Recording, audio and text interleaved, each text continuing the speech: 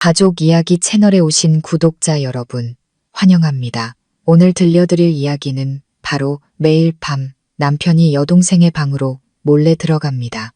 입니다. 처음엔 그저 처제를 걱정하는 마음이라 생각했습니다.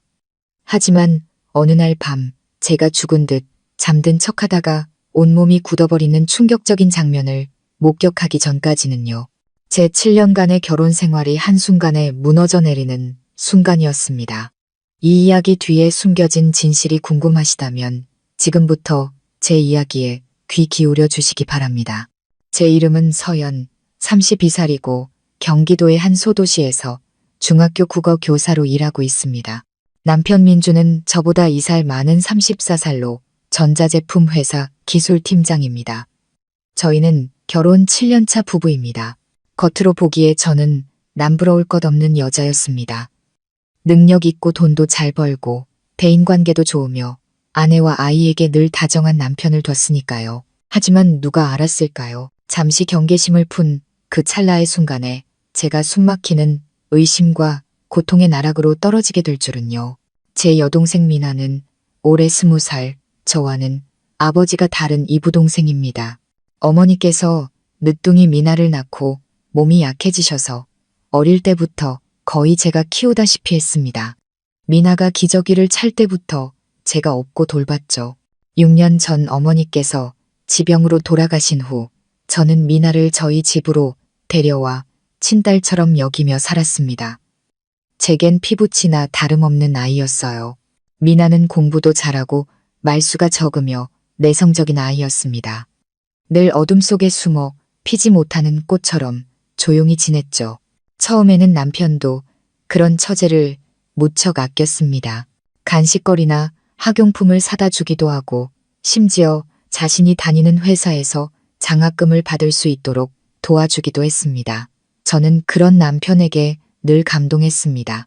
저는 남편을 한 번도 질투하거나 의심한 적 없을 만큼 절대적으로 신뢰했습니다. 하지만 그 지나친 믿음이 날카로운 비수가 되어 제 신뢰를 베고 뼛속까지 아프게 할 줄은 몰랐습니다. 모든 것은 약 3개월 전부터 시작되었습니다. 당시 저는 자주 피곤하고 두통과 현기증에 시달렸습니다. 의사 선생님은 제게 호르몬 불균형 증상이 있으니 충분한 휴식과 함께 일찍 잠자리에 들어야 한다고 조언했습니다. 그래서 저는 밤 9시부터 잠들기 시작했습니다. 남편은 컴퓨터로 일을 하고 여동생 미나는 1층 자기 방에 있었죠. 어느 날 밤 목이 말라 잠에서 깬 저는 물을 마시러 부엌으로 내려갔습니다. 물을 따르는데 갑자기 동생 방문이 찰칵하고 작게 열리는 소리가 들렸습니다. 그쪽을 쳐다봤지만 이상한 점은 없었고 문은 다시 닫혀 있었습니다. 그때는 그저 동생이 밤에 화장실 가는 버릇이 있나 보다 하고 대수롭지 않게 넘겼습니다. 하지만 그 다음 날 밤, 그리고 그 다다음 날 밤에도 똑같은 문소리가 들렸습니다. 처음에는 사흘 연속으로, 그러다 하루 건너뛰고 다시 반복되었습니다. 어떤 날은 새벽까지 기다려도 동생이 방에서 나오는 걸 보지 못했습니다. 심지어 동생에게 물어보면 나 그냥 쭉 잤는데 밖에 나간 적 없어 언니라고 태연하게 말했습니다. 제 심장이 이상한 예감으로 두근거리기 시작했습니다. 마치 누군가 가슴속을 가볍게 긁는 듯한 막연한 느낌이었습니다. 애써 다른 생각은 하지 않으려 했습니다. 모든 의심을 떨쳐내고 미나가 몽유병이라도 있나 보지라며 스스로를 안심시켰습니다. 그러던 어느 날 저녁, 온 가족이 식사를 마친 후 저는 화장실에서 빨래를 하고 있었습니다. 빨래를 하며 열린 유리문 틈으로 밖을 내다보는데 남편 민준의 그림자가 계단 쪽으로 향하는 것이 보였습니다. 저는 남편이 침실로 올라가는 줄 알았지만 몇 분 뒤 아래층에서 새어나오는 불빛을 보았습니다. 저는 순간 얼어붙어 서둘러 물을 끄고 숨을 죽인 채 문틈으로 엿보았습니다. 남편은 오렌지 주스 한 잔을 들고 미나의 방문 앞에 서 있었습니다. 잠시 후 그는 가볍게 노크를 하고는 문을 열고 안으로 들어갔습니다. 제 온몸이 그대로 굳어버렸습니다. 저는 서둘러 방으로 돌아와 아무것도 못 본 척했습니다.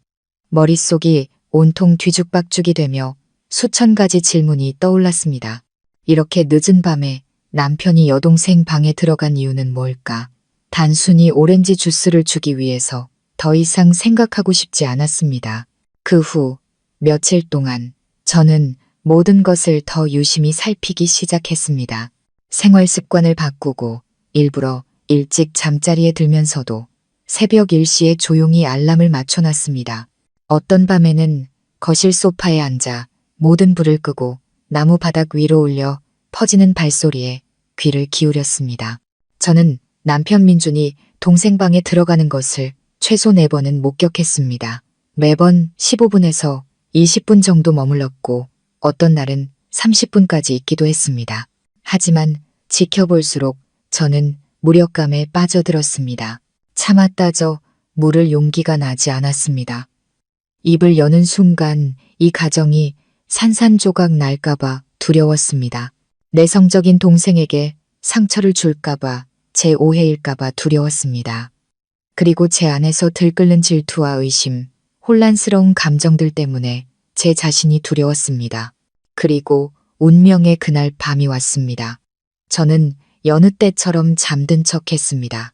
하지만 이번에는 거실 커튼 속에 작은 카메라를 숨겨 동생 방으로 이어지는 복도를 향하게 설치해 두었습니다. 저는 눈을 감은 채 누워 민준이 바닥을 천천히 밟는 발소리를 들었습니다. 이윽고 문이 조용히 열리고 닫히는 소리가 들렸습니다. 15분이 흐른 뒤 저는 벌떡 일어났습니다. 심장이 미친 듯이 뛰었고 휴대폰을 들어 녹화된 영상을 확인했습니다. 그리고 그 장면, 민준이 미나의 방에서 나오는 장면을 보았을 때 그의 소매는 흐트러져 있었고 손에는 제가 한 번도 본 적 없는 물건이 들려 있었습니다. 저는 그대로 얼어붙었습니다. 그것은 작은 수건이었습니다. 얼굴을 닦는 수건이 아니라 제가 예전에 여동생에게 매달 쓰라고 줬던 바로 그 천이었습니다. 여자들이 생리 기간에만 사용하는 작은 천, 오직 여자들만 쓰는 절대 착각할 수 없는 물건이었습니다. 거기에는 옅은 붉은 자국이 묻어 있었습니다. 온몸이 마비되는 것 같았습니다. 역겹고 차가운 감정이 목구멍까지 차올랐습니다. 저는 떨리는 몸으로 아무 말도 할 수 없었습니다. 더 이상 모르는 척, 못 본 척 할 수 없는 순간이 왔음을 직감했습니다. 저는 그날 밤을 뜬 눈으로 지새웠습니다. 핏자국이 묻은 작은 천이 머릿속을 떠나지 않았습니다. 그것은 바로 이 집, 제가 가장 안전하고 따뜻하다고 믿었던 이 집에서 벌어지고 있는 일에 대한 부인할 수 없는 증거였습니다. 그 순간 제 안의 감정이 무엇이었는지 모르겠습니다. 분노, 고통, 혐오, 아니면 수치심이었을까요? 제가 잘못해서가 아니라 지난 몇 년간 눈뜬장님처럼 살아온 제 자신이 부끄러웠습니다. 한 남자를 믿고 제가 직접 키우고 피부티처럼 아꼈던 여동생 곁에서 살아왔는데 말입니다. 며칠씩 출장을 갔을 때 남편과 단둘이 집에 있었을 여동생을 떠올렸습니다. 제가 늦게 퇴근했을 때 예상보다 일찍 돌아온 저를 보고 당황하던 동생의 모습도 생각났습니다. 식사 시간, 스치듯 지나가던 그들의 눈빛을 저는 한 번도 신경 쓰지 않았습니다. 흩어져 있던 모든 조각들이 갑자기 맞춰지며 제가 믿고 싶지 않았던 하나의 끔찍한 그림을 완성했습니다. 다음 날 아침 저는 애써 평소처럼 행동했습니다. 늘 그렇듯 일찍 일어나 아침을 준비하고 남편과 아이를 깨웠습니다. 하지만 민준 앞에 죽그릇을 내려놓을 때 제 손은 미세하게 떨리고 있었습니다. 남편은 저를 보며 다정하게 웃었습니다. 오늘 아침은 죽이네? 오랜만에 당신이 끓여준 죽 먹는다. 저는 고개를 끄덕였지만 입술은 바싹 말라 있었습니다. 왠지 속이 좀 안 좋은 것 같아서 가볍게 먹으려고. 남편은 늘 하던 대로 제게 달걀 반찬을 집어주었습니다. 저는 그 손, 어젯밤 그 천을 들고 있던 그 손을 보며 등골이 오싹해지는 것을 느꼈습니다. 여동생 미나는 여전히 식탁 끝에 앉아 평소처럼 깨작거리고 있었습니다. 동생은 저를 쳐다보지 못하고 마치 누군가의 시선을 피하려는 듯 밥그릇에 고개를 숙이고 있었습니다. 하지만 전 동생이 저를 볼 필요가 없었습니다. 살짝 떨리고 있는 동생의 두 손을 자세히 보는 것만으로도 충분했으니까요. 식사 내내 아무도 더 이상 말을 하지 않았습니다. 그날 오후 저는 수업 하나를 빼고 조퇴했습니다. 집에 일찍 돌아와 미나에게는 피곤해서 방에 가서 좀 쉬겠다고 둘러댔습니다. 하지만 저는 저장해 둔 카메라 영상을 다시 돌려봤습니다. 그리고 남편이 여동생 방에 들어간 것이 한두 번이 아니라는 것을 발견했습니다. 그는 거의 매주 규칙적으로 드나들었고 어떤 날은 몇 분만 머물렀지만 어떤 날은 더 오래 있었습니다. 저는 미나가 문을 열어주는 장면을 똑똑히 보았습니다. 놀라거나 마지못해 하는 모습이 아니라 기다리고 있는 모습이었습니다. 저는 미나가 협박을 당했거나 어쩔 수 없는 상황이었기를 조금이라도 바랐습니다. 하지만 아니었습니다. 희미한 영상 속 몇 프레임에 담긴 동생이 남편을 바라보는 그 눈빛만으로도 두 사람 사이가 단순한 학대가 아니라는 것을 알 수 있었습니다. 모든 것이 무너져 내렸습니다. 저는 살면서 그렇게 울어본 적이 없었습니다. 베개를 끌어안고 흐느끼며 옆방에서 공부하고 있는 6살 아들이 듣지 못하도록 소리를 삼켰습니다. 아들에게 엄마가 약한 사람으로 보이는 것은 싫었지만 제 마음은 이미 산산조각 나 있었습니다. 그날 저녁 저는 밥을 하지 않고 아들을 데리고 외식을 했습니다. 남편에게서 왜 집에 오지 않느냐고 몇 번이나 전화가 왔지만 저는 일이 있으니 대충 챙겨 먹어요라는 문자 한 통만 보냈습니다. 생각할 시간이 필요했습니다. 섣불리 행동해서 아들이 부모가 싸우고 가정이 무너지는 모습을 보게 할 수는 없었습니다. 하지만 더 이상 모르는 척할 수도 없었습니다. 그날 밤 집에 돌아와서도 저는 민준과 아무 말도 하지 않았습니다. 방으로 올라가 아들을 껴안고 잠들었습니다. 아이가 깊이 잠들었을 때 저는 조심스럽게 밖으로 나가 동생 방 문 앞에 섰습니다. 손을 들었다가 다시 내렸습니다. 망설여졌습니다. 만약 내가 문을 두드리고 모든 것을 털어놓으면 동생이 내 앞에서 무너져 내릴까? 내 마음속에 남은 마지막 혈육의 정마저 잃게 될까? 아니면 공허한 눈빛이나 더 최악의 경우 뻔뻔한 태도를 마주하게 될까? 결국 저는 방으로 돌아왔습니다. 확실한 증거가 필요했습니다. 그들이 나에게 무엇을 숨기고 있는지 알아야 했습니다. 그리고 여동생이 직접 자기 입으로 말하게 하고 싶었습니다. 저는 동생에게 먹을 것과 잠자리를 주고 사랑을 주었습니다. 이제 만약 동생이 나를 보며 부인한다면 나도 동생이 어떤 인간인지 알게 될 것입니다.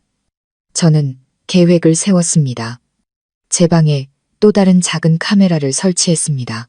이번에는 목소리가 더 선명하게 녹음될 수 있는 옷장 틈에 두었습니다. 베개 밑에는 소형 녹음기를 숨겼습니다. 그리고 평소처럼 피곤한 척 일찍 침대에 누웠습니다. 방에 불이 꺼지고 집은 고요해졌습니다. 그리고 늘 그랬듯이 새벽 1시가 가까워지자 발소리가 들렸습니다. 이번에는 더 느리고 조심스러웠습니다. 아마 그도 경계하고 있었을 겁니다. 하지만 저는 돌처럼 미동도 없이 누워 숨소리를 고르게 쉬었습니다. 몸에 힘을 빼고 있어 자는 건지 깨어있는 건지 분간할 수 없을 정도였습니다. 문이 조용히 닫히고 저는 몸을 떨었습니다. 녹음이 시작되었습니다. 이번에 그가 거의 25분 만에 나왔을 때 저는 짧은 대화를 들을 수 있었습니다. 아주 짧았지만 심장을 찌르는 비수와 같았습니다. 절대 비밀로 해야 해. 내 언니가 알게 되면 너뿐만 아니라 나도 끝장이야. 대답하는 소리는 들리지 않았습니다. 고개를 끄덕였거나 서로를 껴안았을지도 모를 일입니다. 하지만 저는 한 가지를 분명히 깨달았습니다. 그들 사이에 벌어진 일은 더 이상 오해가 아니라는 것을요. 그날 밤 저는 잠들지 못했습니다.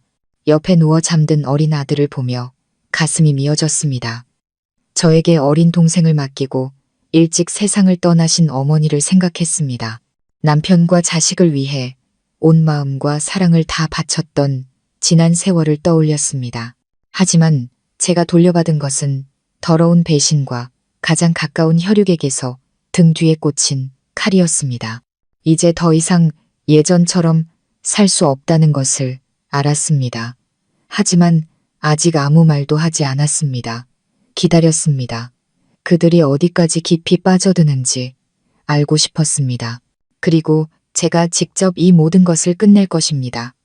다음 날 아침 저는 민준의 얼굴을 쳐다보지도 않았고 미나에게도 한마디도 걸지 않았습니다. 기계처럼 일찍 일어나 밥을 차렸습니다. 모든 행동은 규칙적이었고 어떤 이상한 기색도 보이지 않았습니다. 마치 어젯밤 아무 일도 없었던 것처럼 제가 여전히 어제의 현명한 아내이자 모범적인 언니인 것처럼 행동했습니다. 하지만 제 안에서는 폭풍우가 몰아치고 있었습니다. 저는 숨겨진 것은 언젠가 드러나게 마련이라는 것을 알 만큼 오래 살았습니다. 하지만 그날까지 기다리지 않을 것입니다. 그들이 반응할 틈도 없이 제가 직접 그들의 가면을 벗겨낼 것입니다. 어젯밤 저는 충분한 증거를 확보했습니다. 영상과 녹음 파일, 그리고 최근 몇 주간 제가 목격했던 그들 사이의 부자연스러운 냉담함까지. 하지만 아직 입을 열지 않았습니다. 강력한 한 방은 상대가 전혀 방비하지 못했을 때 날려야만 가치가 있다는 것을 알기 때문입니다. 그날 점심 저는 제가 유일하게 믿는 한 사람에게 문자를 보냈습니다. 제 사촌 언니인 수진 언니였습니다.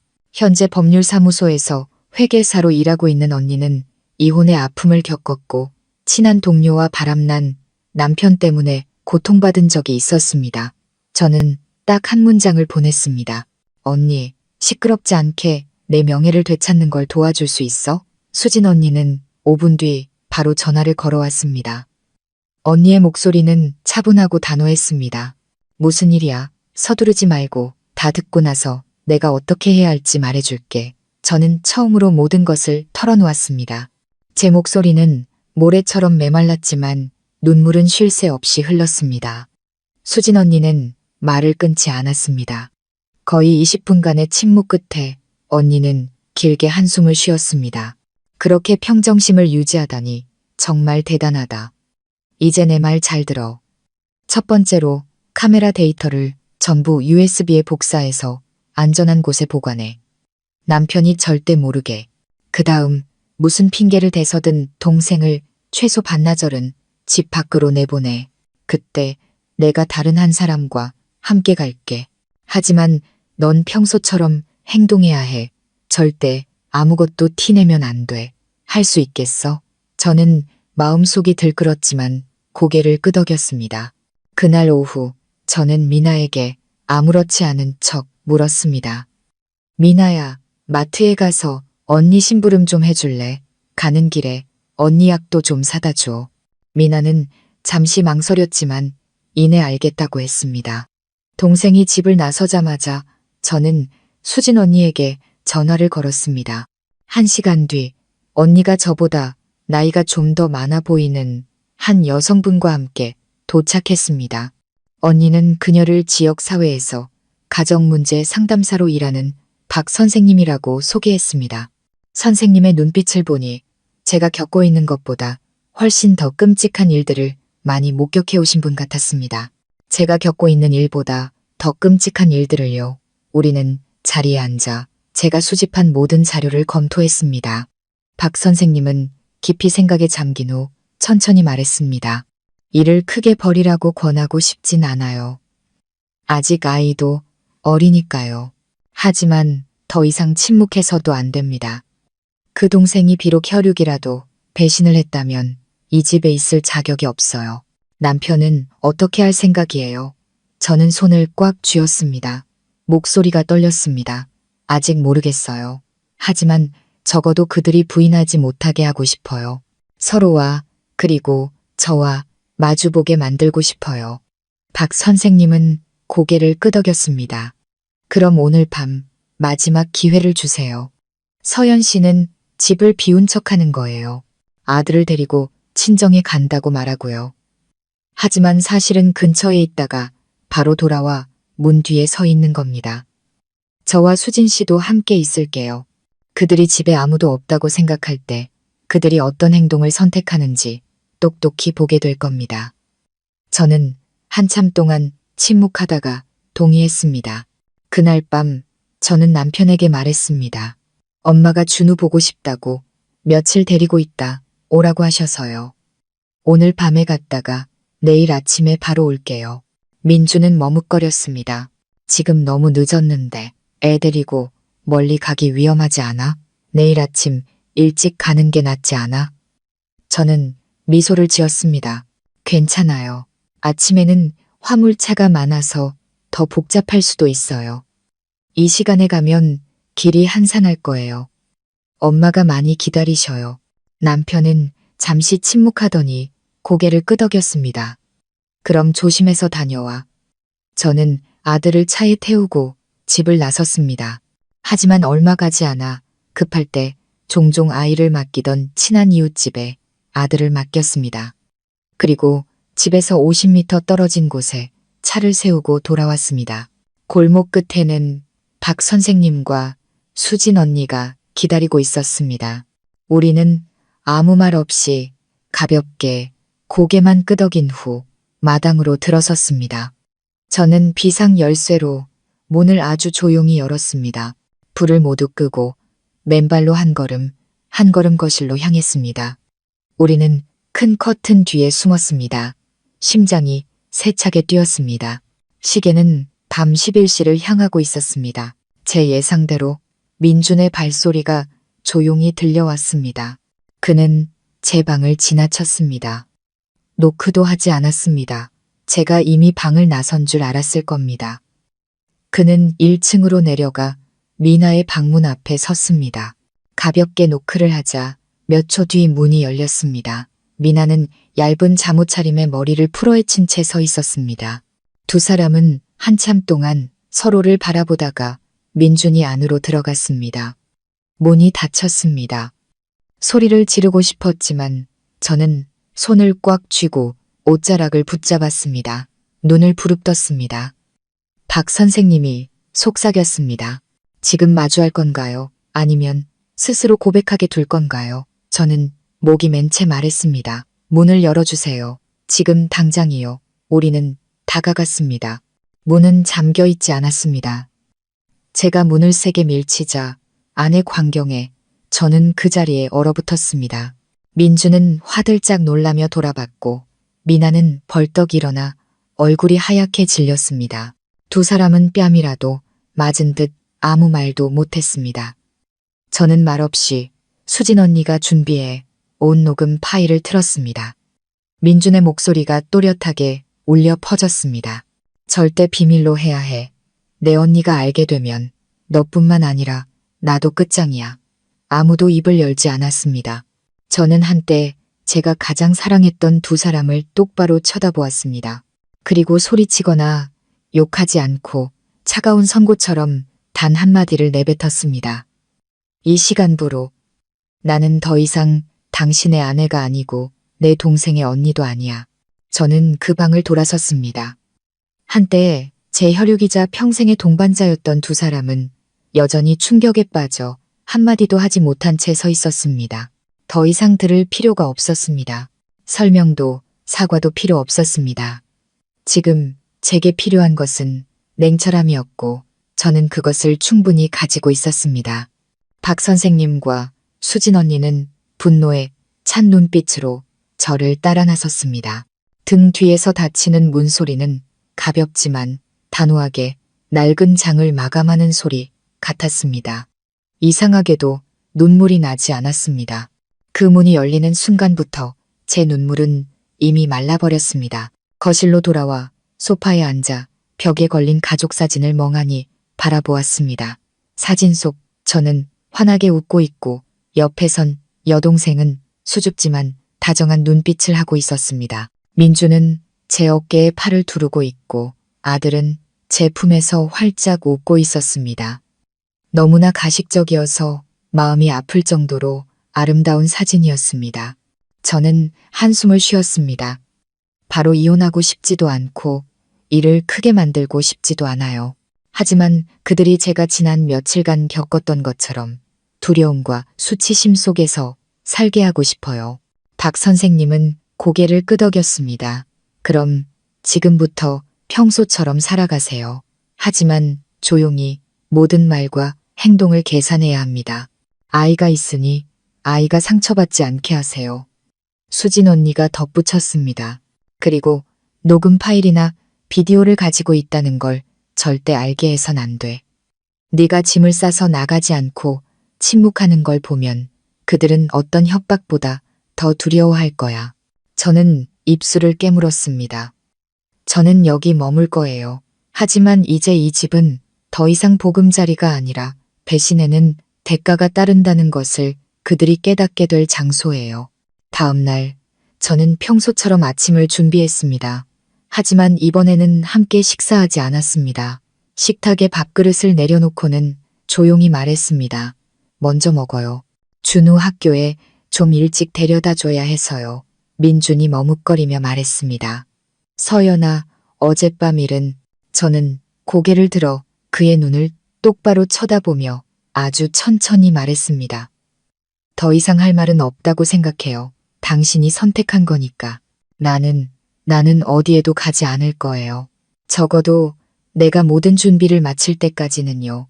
말을 마친 저는 차갑게 식은 밥그릇 앞에 그를 남겨두고 돌아섰습니다. 아들을 학교에 데려다 주며 마음이 무거웠습니다. 교실로 총총 뛰어 들어가는 아이를 보며 어른들이 저지른 더러운 일들을 보지 않고 영원히 순수한 아이로 남아주길 바랐습니다. 집에 돌아오니 미나가 방에서 짐을 싸고 있었습니다. 저를 보더니 손을 떨며 말했습니다. 나 여기서 나갈게. 미안해, 언니. 언니가 날 미워해도 괜찮아. 하지만 저는 말을 잘랐습니다. 서두르지 마. 그냥 있어. 쫓아내지 않을 테니. 하지만 매일 나를 볼 때마다 내가 널 피부치처럼 여겼다는 걸 기억해. 미나는 와락 울음을 터뜨렸지만 저는 마음이 흔들리지 않았습니다. 등을 돌렸습니다. 배신으로 한 번 금이 간 혈육의 정은 눈물로 다시 붙일 수 없었습니다. 그 후 며칠 동안 저는 그림자처럼 살았습니다. 조용하고 말없이, 하지만 어떤 행동도 우연은 없었습니다. 공동 명의로 된 모든 재산 서류를 사진으로 찍기 시작했습니다. 제 월급은 조용히 개인 계좌로 옮기고 휴대폰 비밀번호와 컴퓨터 보안 잠금을 바꿨습니다. 수진 언니의 오랜 친구인 변호사와 연락해 단계별로 자문을 구했습니다. 저는 더 이상 그들이 알던 약한 여자가 아니었습니다. 저는 다른 사람이 되어가고 있었습니다. 사랑이 없는 아내, 관용이 없는 언니, 하지만 아들을 상처받지 않게 할 만큼 강인한 엄마였습니다. 민주는 화해하려고 애썼습니다. 꽃을 사오고 제가 좋아하는 음식을 사오고 심지어 며칠 휴가를 내고 집에서 아이를 돌보는 것을 돕기도 했습니다. 하지만 저는 그저 가볍게 웃으며 텅 빈 예의로 답할 뿐이었습니다. 미나는 침묵 속으로 숨어들었습니다. 거의 방 밖으로 나오지 않았습니다. 저는 동생이 부끄러워하고 두려워하고 있다는 것을 알았지만 그래야만 했습니다. 일주일 후 저는 일부러 시부모님을 저녁 식사에 초대했습니다. 민준이 압박감 속에서 살게 하고 싶었습니다. 저는 정성껏 음식을 준비하고 집을 깔끔하게 치웠습니다. 아들에게는 가장 좋은 옷을 입혔습니다. 평소처럼 상냥한 태도로 시부모님을 맞이했습니다. 식사 중에 시어머니께서 웃으며 말씀하셨습니다. 오늘 우리 며느리 얼굴이 다시 환해졌네. 지난번에는 너무 안색이 안 좋아서 걱정했는데. 저는 시어머니께 생선살을 발라드리며 가볍게 웃었습니다. 네, 어머님, 남편이 신경 써준 덕분에 좀 나아졌어요. 저는 민준을 쳐다봤습니다. 그는 고개를 살짝 숙인 채 쓴웃음을 삼키는 듯 했습니다. 식사 후 저는 시어머니를 방으로 모셨습니다. 방에 들어서자마자 문을 닫고 조용히 말했습니다. 어머님, 만약 언젠가 어머님 아들이 저에게 끔찍한 짓을 한 걸 알게 되시면 누구 편에 서실 거예요? 시어머니는 눈을 동그랗게 떴습니다. 그게 무슨 소리니? 민준이가 널 얼마나 아끼는데. 저는 더 이상 웃지 않았습니다. 제가 어머님께 동영상 하나를 보여드렸는데 그 영상 속에서 남편이 제 남편일 뿐만 아니라 제 여동생의 남자이기도 하다면 어머님은 평정심을 유지하실 수 있으시겠어요? 시어머니는 충격으로 굳어버렸습니다. 저는 반응을 기다리지 않고 USB를 건넸습니다. 그날 밤 저는 시어머니가 아들을 조용하지만 분노에 찾고 짖는 소리를 들었습니다. 저는 민준이 다음으로 소중한 것, 바로 친어머니의 신뢰를 잃기 시작했다는 것을 알았습니다. 저는 아직 이혼하지 않았습니다. 하지만 이제 이 집의 모든 권력은 제게 있었습니다. 모든 것을 깨끗이 정리하기까지 시간이 더 필요하다는 것을 잘 알고 있었습니다. 하지만 그보다 더 확실한 한 가지를 알고 있었습니다. 배신자들 민준과 미나는 이제부터 매일 걱정과 두려움 속에서 살게 될 것이며 욕설이 아닌 깨달음을 얻은 한 여자의 차가운 침묵 속에서 그들이 가졌던 모든 것을 점차 빼앗기게 될 것이라는 사실을요. 그 식사 후 일주일 제 마음속에는 꺼지지 않는 불길이 타오르는 것 같았습니다. 민준이 제 앞을 지나갈 때나 계단에서 고개를 숙인 채 스쳐 지나가는 미나의 눈빛을 볼 때마다 말이죠. 저는 이제 가식에 익숙해졌지만 그들은 아니었습니다. 제 침묵이 두 사람을 끊임없는 불안 상태로 몰아넣고 있었기 때문입니다. 그들은 어색하게 웃고 말하며 마치 자신의 죄로부터 도망치는 사람들처럼 조심스럽게 걸어 다녔습니다. 밤이면 작은 말다툼 소리가 들리기 시작했습니다. 미나의 방은 밤늦게까지 불이 켜져 있었습니다. 어떤 날은 문 밖에서 동생이 흐느끼는 소리를 조용히 듣고 있기도 했습니다. 제가 어머니를 대신해 품에 안고 아버지를 대신해 학부모 회의에 가고 제 월급을 털어 첫 등교 신발을 사주었던 바로 그 동생이었습니다. 이상하게도 마음이 아프지 않았습니다. 저는 점차 공정함을 되찾고 있다고 느꼈습니다. 비록 그 공정함이 법정이나 법률에 의한 것은 아니었지만 매일 그들의 양심을 갉아먹는 두려움에 의한 것이었습니다. 저는 마지막 단계를 계획했습니다. 복수를 위해서가 아니라 모든 경계를 명확히 긋기 위해서였습니다. 그들이 더 이상 가면을 쓸 수 없는 곳, 바로 가족들 앞에서 진실을 마주하게 하고 싶었습니다. 그날은 제 아들 준우의 6번째 생일이었습니다. 저는 일부러 집에서 작은 파티를 열고 시댁과 친정 식구들을 모두 초대했습니다. 친구와 친척들도 참석하여 집안은 케이크와 풍선, 동요 소리로 활기가 넘쳤습니다. 모두들 제가 살림을 잘하고 결혼 생활을 오래도록 잘 유지하고 있다고 칭찬했습니다. 시어머니도 애써 웃으셨지만 예전과 같은 만족스러운 눈빛이 아니라는 것을 알 수 있었습니다. 제가 보여준 영상을 본 날부터 시어머니는 더 이상 아들 편을 들지 않았습니다. 제 편도 누구의 편도 아니었습니다. 그저 무너져가는 가정을 어떻게 구해야 할지 모른 채 지켜보는 방관자처럼 조용해지셨습니다. 저는 파티 도중에 일어나 잠시 주목해달라고 말했습니다. 모두가 놀랐습니다. 저는 마이크를 잡았습니다. 목소리는 떨리지도 약하지도 않았습니다. 오늘은 제 사랑스럽고 순수한 아들의 생일입니다. 이 아이는 아직 엄마가 지난 몇 달간 마음속에서 지진을 겪었다는 사실을 모릅니다. 그리고 오늘 저는 고발하기 위해서가 아니라 모든 것을 끝내기 위해 한 가지 진실을 밝히고자 합니다. 방 안은 순식간에 쥐 죽은 듯 조용해졌고 음악도 꺼졌습니다. 민준이 방에서 나왔습니다. 얼굴은 창백했고 저를 뚫어지게 쳐다봤습니다. 미나도 그 뒤에 서서 옷자락을 꽉 쥐고 입술을 깨물고 있었습니다. 저는 노트북을 열어 큰 화면에 연결했습니다. 영상 하나가 나타났습니다. 바로 민준이 한밤중에 미나의 방에 들어갔다가 손에 그 천을 들고 나오는 장면이었습니다. 소리는 껐습니다. 소리가 없어도 그 영상만으로도 그 자리에 있던 어른들은 숨이 막힐 지경이었습니다. 저는 사람들을 둘러보며 조용히 말했습니다. 이 사람은 제 남편이고 방 안의 사람은 다름 아닌 제 여동생입니다. 제가 16살 때부터 저희 집으로 데려와 키운 아이죠. 시어머니는 얼굴을 감싸쥔 채 울음을 터뜨렸습니다. 시아버지는 손으로 식탁을 세게 내리치며 떨리는 목소리로 외쳤습니다. 세상에, 민준아, 네가 무슨 짓을 한 거냐. 아무도 말을 잇지 못했고 변명하지도 않았습니다. 저는 계속해서 침착하게 말했습니다. 일을 크게 만들고 싶지 않았습니다. 하지만 남편이 저를 배신하고 가족이라는 경계를 아무렇지 않게 넘나들고 제 여동생이 잘못된 일에 침묵으로 타협하는 그런 집에서 더는 살 수 없습니다. 저는 잠시 말을 멈추고 제 말이 팽팽한 긴장감으로 가득 찬 방 안에 스며들게 했습니다. 오늘 여러분 앞에서 저는 이혼 소송을 제기하겠다고 선언합니다. 공동재산은 변호사를 통해 법에 따라 분할할 것입니다. 양육권은 제가 갖겠습니다. 이 집은 당신에게 남겨두겠지만 저는 아이를 데리고 떠나겠습니다. 그리고 내 동생, 무겁게 말하진 않겠다.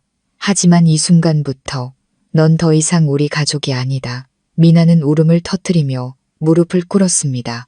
언니, 내가 잘못했어. 내가 잘못한 거 알아. 제발 나버리지 마. 언니, 저는 외면했습니다. 민준이 다가와 제 손을 잡으려 했지만 저는 뒤로 물러섰습니다. 사과할 필요 없어. 당신에겐 선택할 시간이 충분했어. 하지만 당신은 나를 배신하는 걸 선택했지.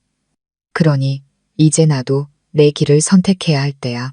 저는 사람들에게 고개를 숙여 인사하고 숨막히는 침묵 속에 아들의 손을 잡고 그 자리를 떠났습니다. 저는 아들 학교 근처에 작은 아파트를 얻었습니다. 두 모자가 방해받지 않고 살기에 충분히 조용한 곳이었습니다. 처음 며칠은 텅 빈 고요함에 익숙해져야 했습니다. 더 이상 식기 부딪히는 소리도 익숙한 발소리도 퇴근할 때마다 반겨주는 사람도 없었습니다. 하지만 더 이상 남편이 도둑처럼 여동생 방에서 나오는 모습을 참으며 볼 필요도 없었습니다. 저는 다르게 살았습니다. 일찍 퇴근하고 아이와 더 많은 시간을 보냈습니다. 마음속 상처가 아직 아물지 않았지만 더 많이 웃었습니다. 평정심을 유지할 때마다 제 자신을 이겨내고 있다는 것을 알았습니다. 민주는 몇 번 찾아와 이혼 서류를 철회해달라고 애원했지만 저는 딱 한마디만 했습니다. 용서는 한 번 할 수 있지만 예전처럼 다시 살 수는 없어요. 용서가 있는다는 뜻은 아니고 난 더 이상 잊을 여유가 없으니까. 미나는 장문의 문자로 사과하며 변하겠다고, 다시는 그러지 않겠다고 약속했습니다. 저는 답장하지 않았습니다. 냉정해서가 아니라 침묵이 동생에게 깨달음을 줄 유일한 방법이었기 때문입니다. 눈물로는 돌이킬 수 없는 실수가 있다는 것을요. 인생에 완벽한 것은 없지만 자신의 남은 존엄성을 지키기 위해 반드시 맞바꿔야 하는 것들이 있다는 것을 압니다. 저는 결혼 생활과 혈연 관계를 맞바꿨지만 가장 중요한 것, 제 자존심과 어린 아들을 위한 평화를 지켜냈습니다. 그 집을 나온 것은 비가 부슬부슬 내리던 화요일 아침이었습니다. 엄마와 아들 단둘이 옷가지를 담은 여행 가방 하나, 작은 서류 상자 하나, 그리고 준우가 잘 때마다 껴안는 귀가 찢어진 곰, 인형 하나가 전부였습니다. 많은 것을 가져오지 않았습니다. 한때 소중했지만 이제는 무겁고 무의미해진 것들을 짊어지고 갈 필요가 없었기 때문입니다. 제게 필요한 것은 오직 평온함과 새로운 시작을 위한 충분한 공간뿐이었습니다. 제가 얻은 아파트는 크지 않았지만 밝고 깨끗했습니다. 저는 직접 침대와 옷장을 배치하고 아이방에 벽지를 붙이고 창가에 작은 책장을 두었습니다. 매일 아침 햇살이 커튼을 통해 쏟아져 들어왔습니다. 저는 커피를 내리고 준우를 학교에 데려다 준 뒤 바쁘게 일했습니다. 피곤할 것 같았던 삶은 의외로 놀랍도록 가벼웠습니다. 더 이상 거짓된 눈빛 때문에 밥이 넘어가지 않는 식사도, 밤중에 들리는 조심스러운 발소리도, 산산조각 난 꿈도 없었습니다. 저는 잘 살아야 한다고 다짐했습니다. 누군가에게 증명하기 위해서가 아니라 제 자신을 위해 보상하기 위해서였습니다. 모든 것이 끝났다고 생각했지만 또 다른 폭풍우가 이전보다 더 예기치 못하고 고통스럽게 다가왔습니다. 이혼한 지 한 달쯤 지났을 때 우편함에서 낯선 봉투를 발견했습니다. 보낸 사람 이름도 없이 봉인되지 않은 회색 편지 봉투였습니다. 열어보니 안에는 사진 한 묶음이 들어있었고 저는 그대로 얼어붙었습니다. 낡은 필름 카메라로 찍은 흑백 사진들이었습니다. 구도는 흐릿했지만 초점은 선명했습니다. 제가 민준과 막 결혼했을 때의 모습, 그리고 미나가 고등학교 2학년 교복을 입고 있던 시절의 사진이 있었습니다. 하지만 저를 소름 돋게 한 것은 여러 장의 사진 속에서 미나가 잠들어 있고 제 남편 민준이 바로 그 옆에 서 있었다는 사실이었습니다. 어떤 사진에서는 그의 손이 동생의 어깨에 놓여 있었고 어떤 사진에서는 침대 옆에 앉아 제 여동생의 앳된 얼굴을 결코 형부여서는 안 될 눈빛으로 뚫어지게 쳐다보고 있었습니다. 저는 쓰러지지 않으려고 책상 모서리를 꽉 붙잡았습니다. 사진들은 결코 최근 것이 아니었습니다. 방의 구석, 커튼, 이불무늬, 모든 것이 어머니께서 편찮으실 때 잠시 함께 살았던 시골의 옛집 물건들이었습니다. 그때 미나는 겨우 16살이었습니다. 저는 똑똑히 기억합니다. 그리고 누군가가 그 순간들을 찍어두었던 것입니다. 감히 상상하고 싶지 않았습니다. 하지만 직감은 제게 말해주고 있었습니다. 남편과 여동생의 관계는 불과 몇 달 전에 시작된 것이 아니라 아주 오래전부터 골마왔을지도 모른다는 것을요. 어쩌면 제가 언니로서, 아내로서 온 마음을 다해 그 두 사람을 지켜주고 있다고 생각했던 바로 그 순간부터 시작되었을지도 모릅니다. 저는 떨리는 손으로 수진 언니에게 전화를 걸었습니다. 제 이야기를 들은 언니는 한숨을 쉬었습니다. 서연아, 이건 더 이상 내 개인적인 문제가 아니야. 이 사진들이 사실이라면 내 전 남편은 단순한 배신자가 아니라 위험한 변태야. 저는 오랫동안 침묵했습니다. 결혼 초 미나가 제게 민준이 밤에 전기 점검을 핑계로 자기 방에 자주 들어와 불편하다고 말했던 적이 떠올랐습니다. 한 번은 무섭다며 방문을 잠그게 해달라고 부탁했지만 당시 저는 동생이 부정적으로 생각한다며 오히려 나무랐습니다. 무례하다고 꾸짖었죠. 저는 남편을 감싸느라 제 동생의 직감마저 무시했던 것입니다. 이제야 미나가 왜 그토록 쉽게 그릇된 관계에 빠졌는지 이해가 갔습니다. 동생이 시작한 게 아니었습니다. 어쩌면 처음부터 희생자였을지도 모릅니다. 저는 그 사진들을 들고 미나를 만나러 갔습니다. 작은 카페에서 만나기로 약속했습니다. 동생은 눈에 띄게 야위고 눈은 퀭했으며 머릿결은 푸석했습니다. 저를 보자마자 고개를 숙이고 아무 말도 하지 않았습니다. 저는 길게 말하지 않고 사진 묶음을 테이블 위에 올려놓고 동생 쪽으로 밀었습니다. 동생은 사진 한 장에 손을 대자마자 손을 벌벌 떨었고 눈에는 눈물이 그렁그렁했습니다. 언니, 이 사진들 어디서 났어? 저는 동생의 눈을 똑바로 쳐다봤습니다. 내가 찍은 거 아니야. 누가 나한테 보냈어. 하지만 미나야, 진실을 말해줘. 너랑 민준 씨 언제부터 시작된 거야? 동생은 울다가 한참 동안 침묵했습니다. 마침내 쉬어버린 목소리로 대답했습니다. 16살 때 언니가 학교에서 야간 당직 서던 날 밤 그 사람이 처음 내 방에 들어왔어. 그냥 얘기 좀 하고 싶다고 했어. 난 반항할 수가 없었어. 언니가 슬퍼할까봐, 내 말을 믿지 않을까봐 무서웠어. 말하려고 했는데 그 사람이 협박했어. 내가 말하면 언니가 절대 용서하지 않을 거라고. 난 그냥 그렇게 몇 년 동안 두려움 속에 갇혀 살았어. 저는 그 자리에 못 박힌 듯 앉아 있었습니다. 목구멍이 쓰라렸습니다. 왜 아무 말도 안 했어? 난 겁쟁이니까. 침묵을 선택했어. 그게 사랑이라고 착각했어. 나 자신이 역겨워지기 전까지는 저는 더 이상 화가 나지 않았습니다. 그저 심장이 산산조각 나는 것 같았습니다. 저는 일어나며 한마디를 남겼습니다. 더 이상 사과할 필요 없어. 하지만 넌 이제 사람답게 살아야 해. 다른 누구에게도 이런 일이 반복되지 않도록. 그날 밤 저는 창가에 홀로 앉아 깜빡이는 거리에 불빛을 바라보았습니다. 이혼했을 때 제가 강하다고 생각했습니다. 모든 진실을 알았다고 생각했습니다. 하지만 아니었습니다. 저는 깊디 깊은 상처의 표면에 겨우 닿았을 뿐이었습니다. 민주는 단순한 배신자가 아니었습니다. 그는 모범적인 남편의 탈을 쓴 성범죄자였습니다. 저는 더 이상 침묵할 수 없다는 것을 알았습니다. 더 이상 저를 위해서가 아니라 제 동생과 같은 소녀들을 위해서였습니다.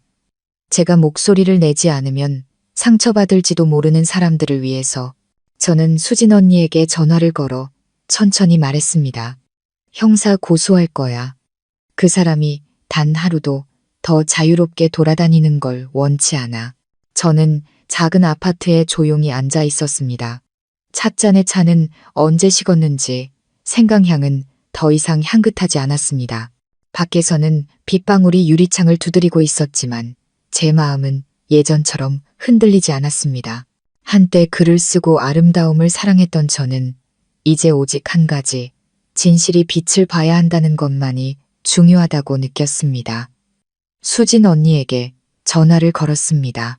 제가 고소라는 두 글자를 꺼내자 언니의 목소리는 낮아졌습니다. 언니는 놀라지 않았지만 걱정이 가득했습니다. 확실해.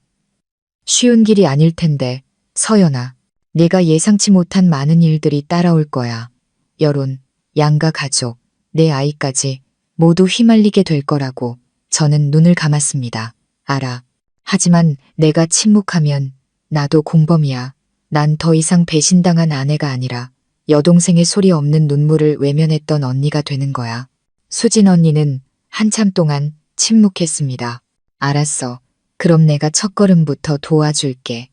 처음으로 법률사무소에 가던 날, 제 손은 땀으로 흠뻑 젖어 있었습니다.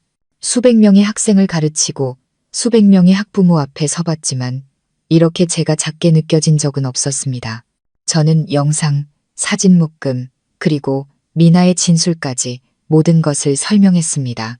40대 중반쯤 되어 보이는 변호사님은 엄격한 인상이었지만 눈빛은 매우 인자했습니다. 이야기를 다 듣고는 한마디만 했습니다.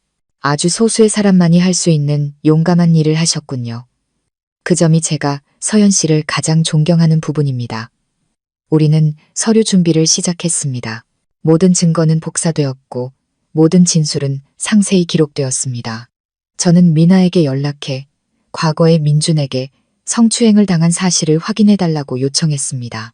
처음에는 미나가 거절했습니다. 용기가 없다고 했습니다. 하지만 저는 강요하지 않았습니다. 넌 한번 침묵했고 그 대가는 변태 같은 남자에게 청춘을 빼앗긴 거였어. 계속 침묵한다면 다음 희생자는 누가 될까? 미나는 사흘 뒤에 나타났습니다. 얼굴은 창백했지만 목소리는 이상할 정도로 차분했습니다. 증언할게요. 그 사람 때문도 언니 때문도 아니에요. 바로 나 자신을 위해서예요.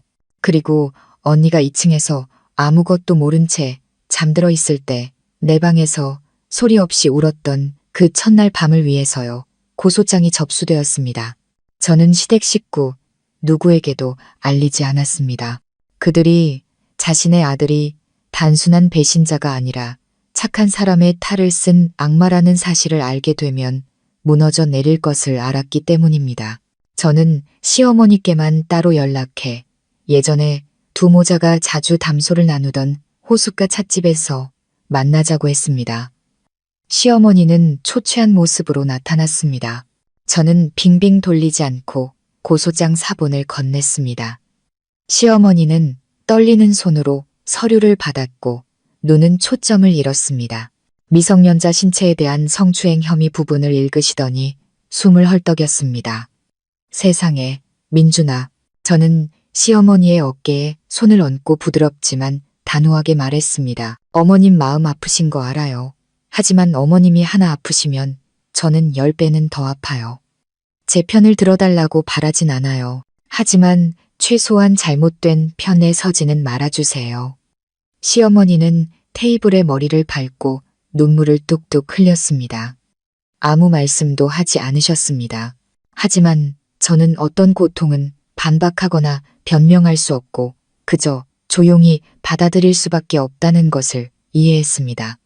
민주는 그 다음 주에 조사를 받기 위해 소환되었습니다. 저는 가지 않았습니다. 그 얼굴을 다시는 보고 싶지 않았습니다. 미나는 갔습니다. 돌아오는 길에 제게 짧은 문자 한 통을 보냈습니다. 그 사람 무릎은 꿇었지만 울지는 않았어. 그냥 네가 감히 그럴 줄은 몰랐다고 했어. 저는 그것이 자신의 우위를 믿었던 자의 본성이라는 것을 알았습니다. 다른 사람의 침묵을 자신의 죄를 가리는 방패로 여겼던 자. 하지만 이번에는 그가 틀렸습니다. 조사 결과를 기다리는 동안 저는 평소처럼 학교에 나갔습니다. 수업 시간에 인간 영혼의 균열에 대해 비극의 끝으로 내몰렸던 인물들의 저항에 대해 가르쳤습니다. 제 학생들의 얼굴을 보았습니다. 그 중에는 16살, 바로 미나가 안전을 빼앗겼던 그 나이의 아이도 있었습니다. 저는 더욱 확신했습니다. 아기 가족이라는 탈을 썼다고 해서 타협할 수는 없다고. 수업이 끝난 어느 날 오후, 저는 갑자기 익명의 문자 메시지를 받았습니다. 이름도 프로필 사진도 없이 단지 이런 내용이었습니다. 이 일을 계속 크게 만들면 당신네 집안일부터 방 안에서 찍은 영상까지 전부 인터넷에 뿌려버리겠어. 저는 화면을 뚫어지게 쳐다봤습니다. 손은 떨리지 않았고 입술을 꽉 깨물지도 않았습니다. 오히려 웃음이 터져 나왔습니다. 저는 답장했습니다. 나는 떳떳하게 살아서 더러워질 게 없어요. 한 번만 더 이런 문자 보내면 수사기관에서 만날 준비하세요. 저는 모든 대화 내용을 증거로 저장했습니다. 문자는 더 이상 오지 않았습니다. 그들이 공포에 떨기 시작했다는 것을 알았습니다. 하지만 저는 아니었습니다. 생전 처음으로 더 이상 떨리지 않는 두 발로 빛을 향해 걸어나가고 있었기 때문입니다. 모든 것이 끝나가고 있다고 생각했습니다. 수사기관은 공식적으로 조사를 시작했고 미나도 협조하기로 했습니다. 그리고 저는 오랜 고통 끝에 평온을 되찾았습니다. 하지만 인생은 믿음을 되찾기 시작한 사람을 결코 가만두지 않는 법이었습니다. 장대비가 쏟아지던 어느 날 오후 마지막 수업을 마치고 학교 현관 처마 밑에서 집으로 가려던 참이었습니다. 전화벨이 울렸습니다. 모르는 번호였습니다. 여보세요. 수화기 저편에서는 오랫동안 상처받은 듯한 낮고 탁한 남자의 목소리가 들렸습니다. 서연 씨 맞으시죠? 저 미나 친아빠입니다. 저는 그대로 얼어붙었습니다. 미나가 젖도 떼기 전에 우리 자매의 인생에서 사라졌다고 생각했던 그 남자가 하필 이 시점에 갑자기 나타난 것입니다. 의심이 들었습니다. 누구신지 모르겠네요. 장난 전화라면 죄송하지만 끊겠습니다. 아니에요. 장난 아닙니다. 제가 당신 어머니의 남편이었습니다. 서류도 있습니다. 안 믿으실 거 알지만 딱 한 번만 만나야 합니다. 당신 전 남편 민준에 대해 아주 중요한 할 얘기가 있습니다. 저는 그를 동네 끝자락의 작은 카페에서 만나기로 했습니다. 그는 머리숱보다 흰머리가 더 많은 깡마른 남자였습니다. 낡은 셔츠를 입고 있었고 고생한 기색이 역력했습니다. 제가 들어서는 것을 보자 그는 자리에서 일어나 눈시울을 붉혔습니다. 와줘서 고맙다. 아가씨, 어머니랑 똑같이 생겼구나. 저는 대답 없이 자리에 앉아 차가운 눈빛으로 말했습니다. 미나 아빠시라면 지난 세월 동안 어디에 계셨나요? 어머니가 아프실 때, 미나가 아빠를 필요로 할 때, 그리고 제가 혼자서 동생을 키우느라 허덕일 때요. 그는 고개를 숙이고 한숨을 쉬었습니다. 네, 내가 잘못했다. 하지만 그때 난 감옥에 있었다. 사고였어. 술을 마시고 사람을 치는 사고를 냈지. 8년형을 선고받았고 그 후로는 돌아올 면목이 없었다. 하지만 난 조용히 너희 자매를 지켜봤다. 네가 미나를 키우는 것도, 그 애가 공부 잘하는 것도, 그리고 네가 민준이라는 남자와 결혼한 것도 다 알고 있었다. 저는 깜짝 놀랐습니다. 민준 씨를 아세요? 그는 고개를 끄덕이며 눈물을 글썽인 채 저를 똑바로 쳐다봤습니다. 아는 정도가 아니라 그놈이랑 3년을 같은 감방에서 지냈지. 그 말은 제 가슴을 정통으로 때리는 한 방이었습니다. 저는 몇 초간 말을 잃었습니다. 민준 씨가 감옥에 갔었다고요? 그래. 그놈이 말 안 하던가? 아니요. 전혀 몰랐어요. 그는 한숨을 내쉬며 목소리를 낮췄습니다. 그놈이 23살 때 고향에서 여고생 한 명을 성추행한 혐의로 잡혔었지.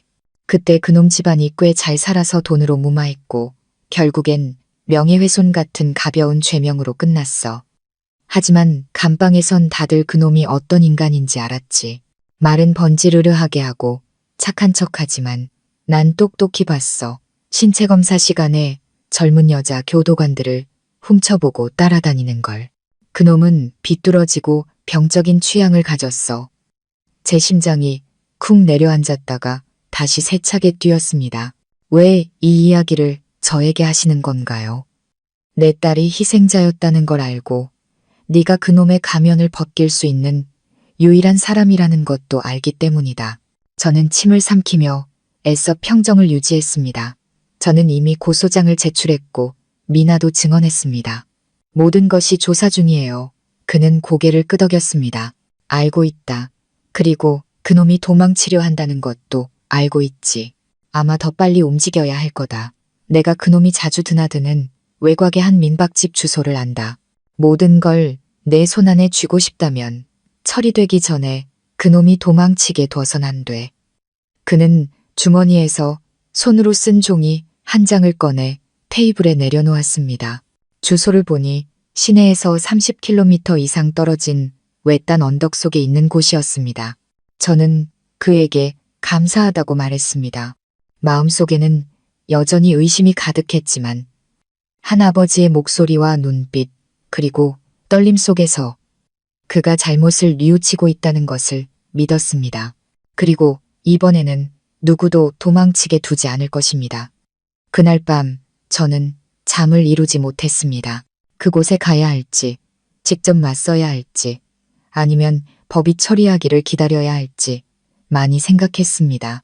하지만 제 안에 굴복하지 않는 또 다른 내가 속삭였습니다. 직접 봐야만 한다고 현장을 덮칠 필요는 없었습니다. 그저 그놈이 뭘 하고 있는지, 어디로 도망칠 준비를 하는지, 다음에 무슨 짓을 꾸미고 있는지 똑똑히 알아야 했습니다. 다음 날 아침 저는 준우를 수진 언니에게 맡기고 바로 그 주소로 향하는 택시를 탔습니다.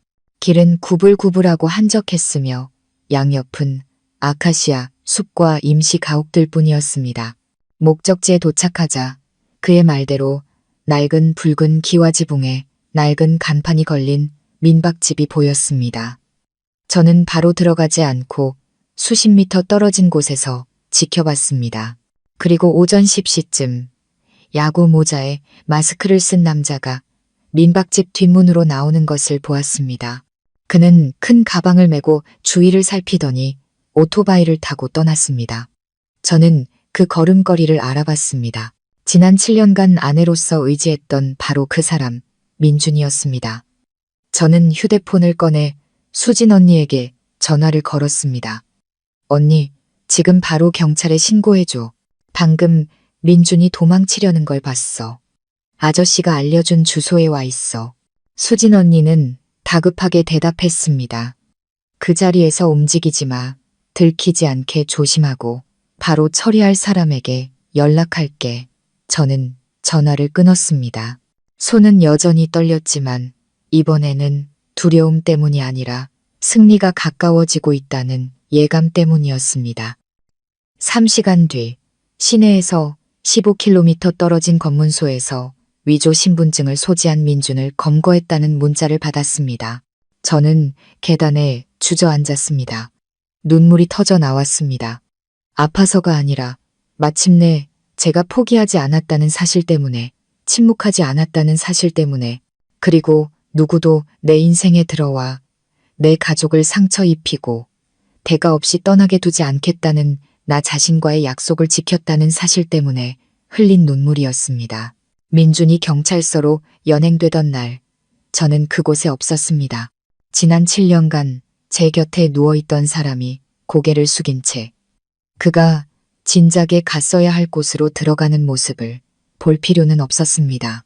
그것은 통쾌한 승리가 아니라 진실이라는 실로 천천히 꿰매지고 있는 은밀한 고통이었습니다. 수진 언니는 그날 오후 바로 제게 전화를 걸었습니다. 목소리는 낮고 단호했습니다. 서연아, 마음의 준비를 해야 할 일이 있어. 방금 민준의 진술에서 드러난 사실이 널 놀라게 하고 어쩌면 네가 생각하는 것보다 더 아프게 할 수도 있어. 저는 전화기를 꽉 쥐었습니다. 숨이 멎는 것 같았습니다. 그게 뭔데, 언니, 수진 언니는 망설이다가 단도직입적으로 말했습니다. 민준이 진술하길 아주 오래전부터 자기와 미나의 관계를 알면서도 침묵한 사람이 있었대. 심지어 한 번은 목격하고도 모른 척했대. 그리고 그 사람이 옛집에 있던 첫 번째 카메라 녹화 영상을 지워서 모든 게 발각되지 않도록 했다는 거야. 저는 큰 충격을 받았습니다. 누가? 네, 시아버지. 마치 뺨을 세게 맞은 것 같았습니다. 시아버지.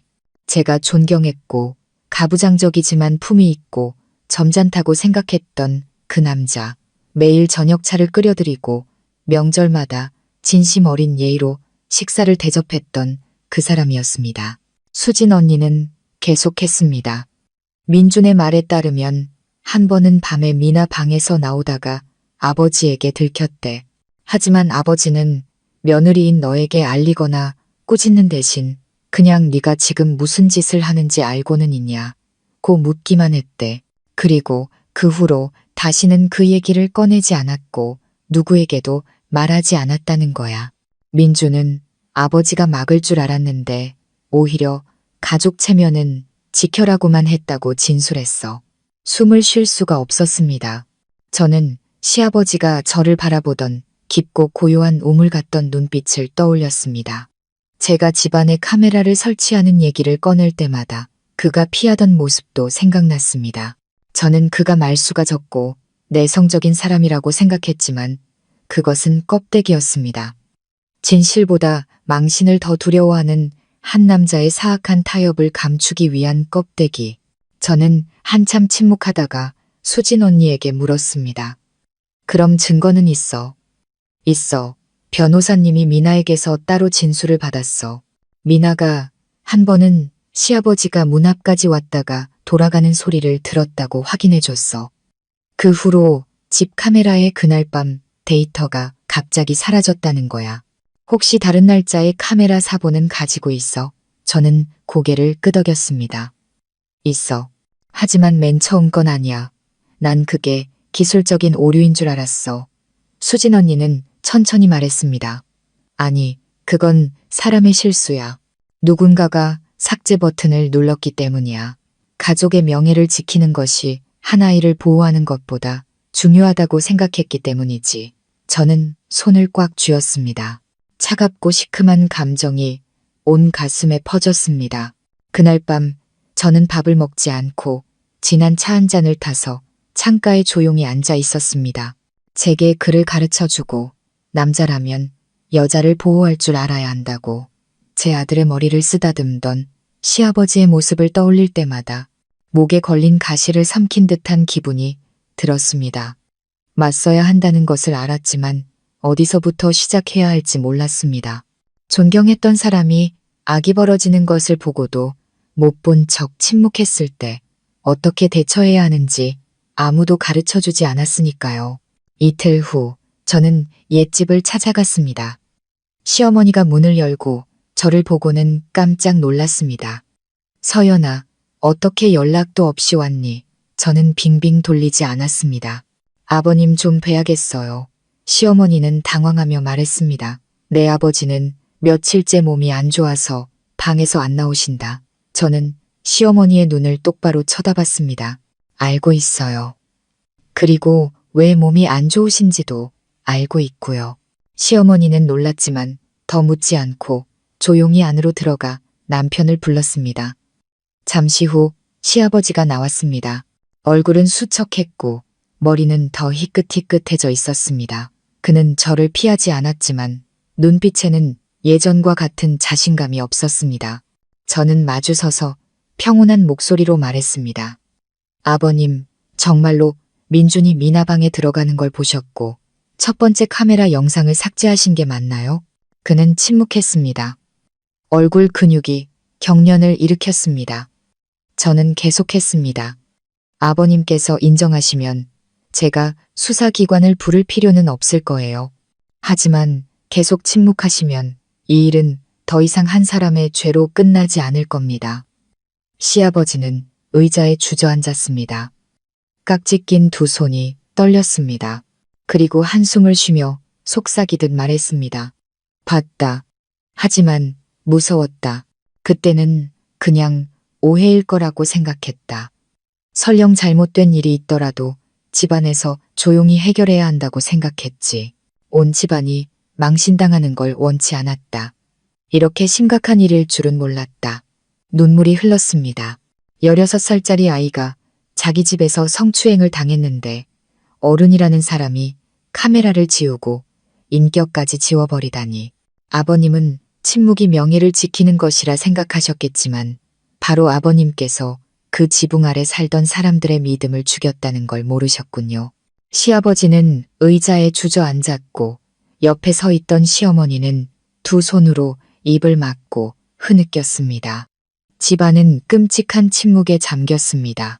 용서를 위한 침묵이 아니라 모든 것이 너무 늦었음을 인정하는 침묵이었습니다. 저는 뒤돌아보지 않고 그 집을 나섰습니다.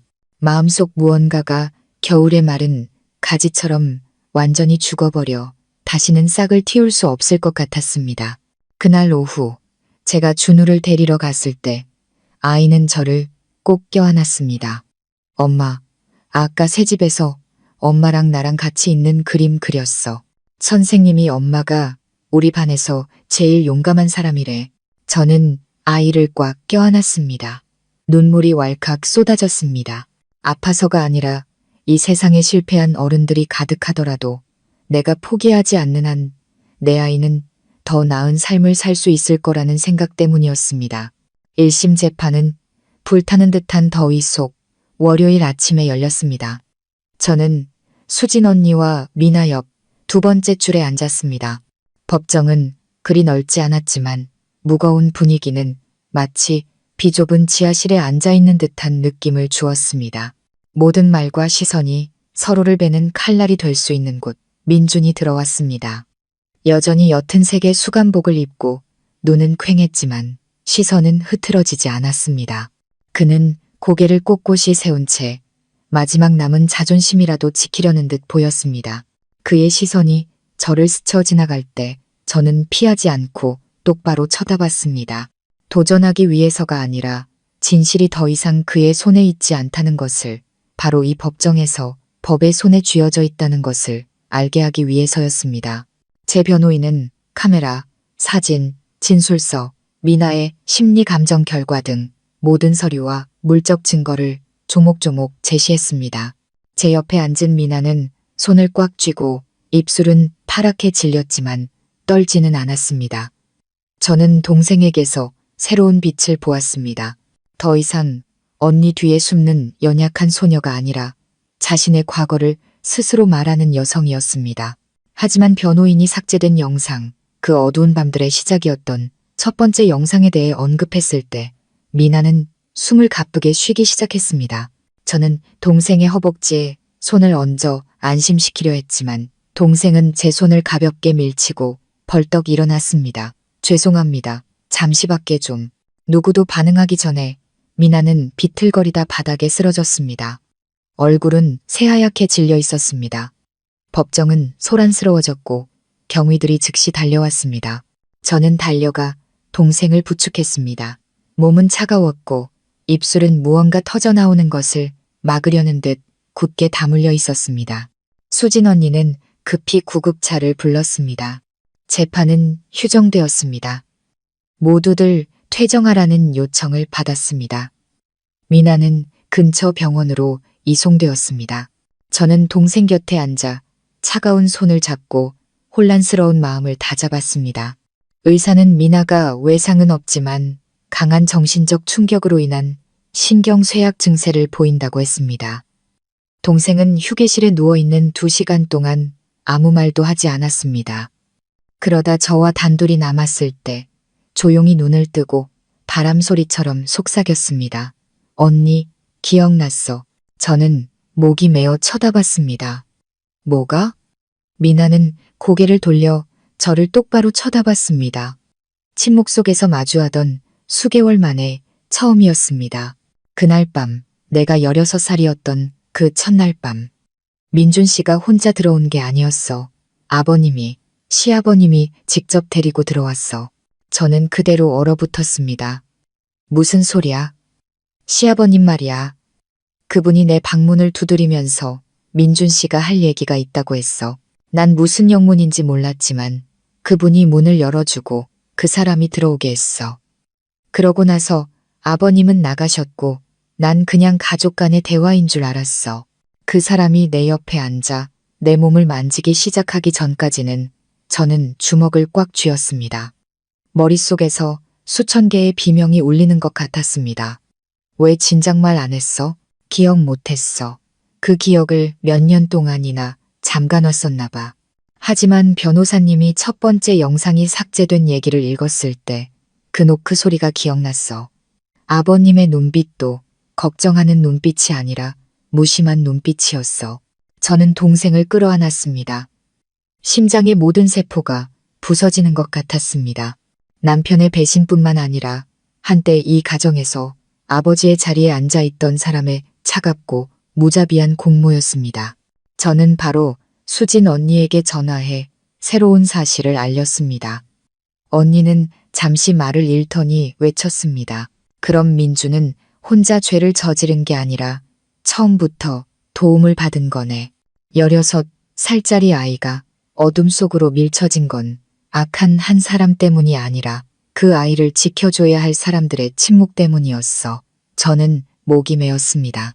언니, 조사 서류에 추가할 수 있을까? 물론이지.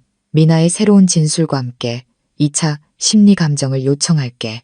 만약 계획적인 범행이었다는 게 증명되면 죄명은 더 이상 친족 관계 내 성추행이 아니라 미성년자 성범죄 조직 및 은폐가 될 거야. 형량은 2배로 늘어날 거고 그 시아버지도 빠져나갈 수 없을 거야. 그날 밤 저는 다시 옛집 문 앞에 섰습니다. 하지만 이번에는 묻기 위해서가 아니라 선언하기 위해서였습니다. 시아버지가 문을 열고 저를 보고는 놀랐지만 지난번처럼 피하지는 않았습니다. 저는 화내지도 목소리를 높이지도 않고 그를 쳐다봤습니다. 설명을 들으러 온 게 아니라 통보하러 왔어요. 미나가 모든 걸 기억해냈어요. 아버님은 더 이상 존경받는 어른이 아니에요. 공범자일 뿐이죠. 그리고 이번에는 법이 아버님께서 선택했던 역할 그대로 공모자라는 이름으로 아버님을 부를 겁니다. 그는 아무 말 없이 고개를 깊이 숙이고는 천천히 문을 닫았습니다. 아무도 저를 막지 않았고 붙잡지 않았습니다. 미나는 며칠간 심리치료를 받으며 안정을 취했습니다. 수사기관은 변호사와 심리상담사의 입회하에 동생과 직접 면담했습니다.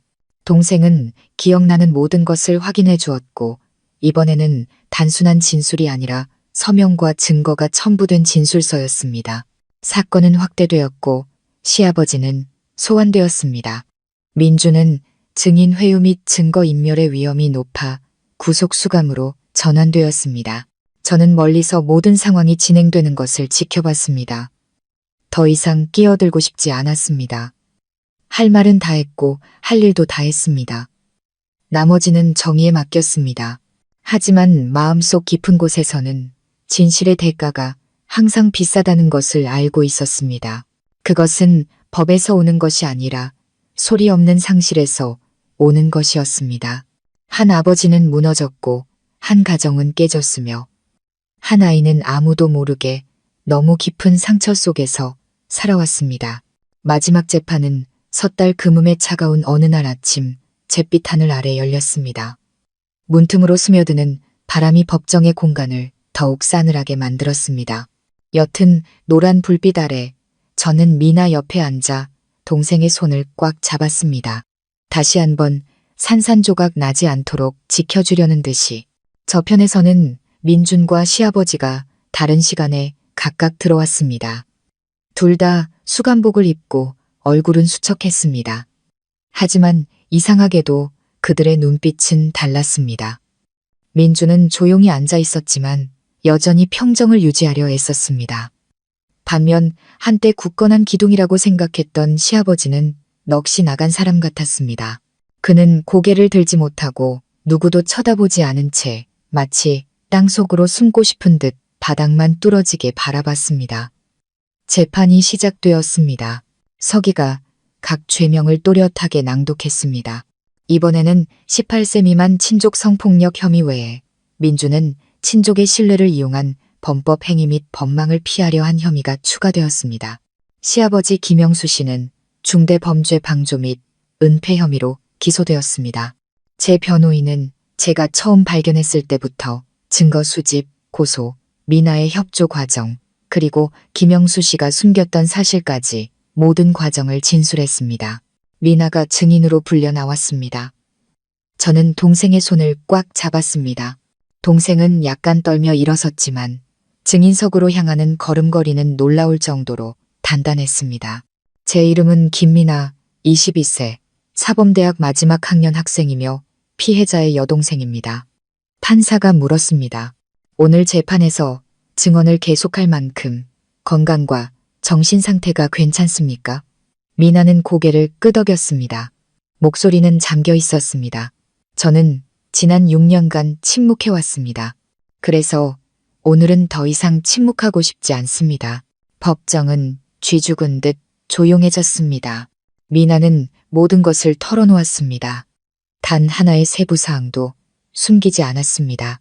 16살 때의 첫날 밤 시아버지의 손에 이끌려 민준이 방으로 들어왔을 때부터 협박과 감정 조작에 시달렸던 기나긴 나날들까지 동생은 울부짖거나 떨지 않고 마치 어둠 속에서 충분히 오래 살다가 이제 아무것도 가리지 않은 얼굴로 빛을 향해 걸어 나오는 사람처럼 담담하게 이야기했습니다.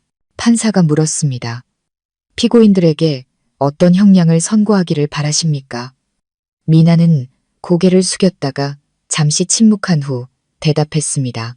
관용을 구하지도 복수를 바라지도 않습니다. 단지 저에게 상처를 준 사람들이 제 언니에게 공정함을 돌려주기를 바랄 뿐입니다.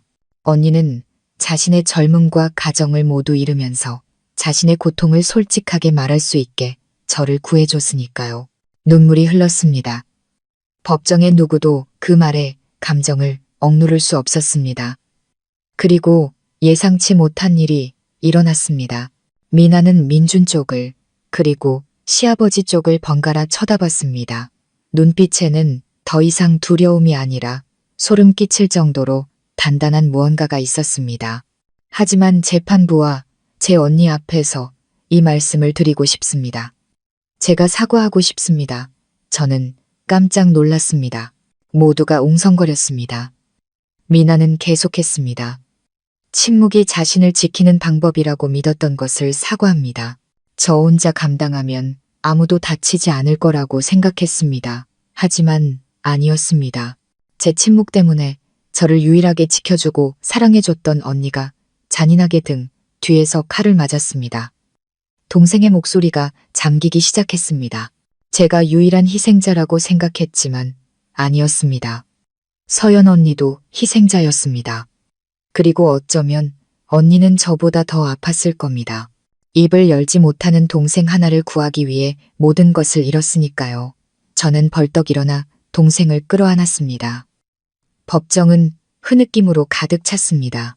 몇몇 방청객들은 손으로 눈물을 닦았습니다. 엄격하기로 유명한 판사조차도 그 말에 고개를 깊이 숙였습니다. 재판은 잠시 휴정되었습니다. 저와 미나는 대기실에 앉아 있었습니다. 동생이 제 손을 잡고 속삭였습니다.